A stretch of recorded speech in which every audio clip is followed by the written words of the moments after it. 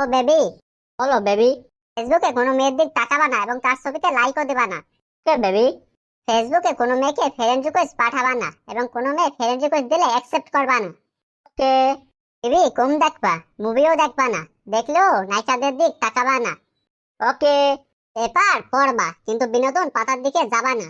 মোবাইলে উল্টাপাল্টা ভিডিও দেখলে চোখ গালিয়ে দেব। ওকে, তোমার বাসা গার্লস স্কুলের সামনে না?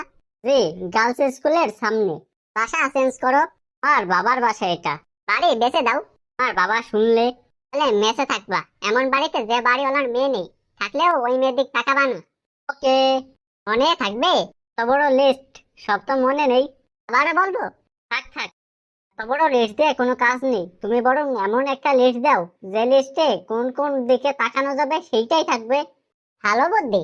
তুমি শুধু তোমার পায়ের বুড়ো আঙ্গুলের দিক তাকাতে পারবা আর এইভাবেই চলাফেরা করবা।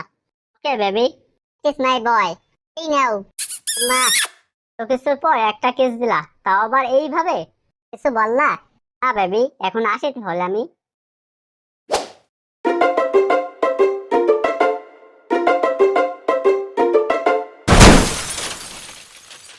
বেবি তুমি এখন কই? হাসপাতালে বেবি। কেন?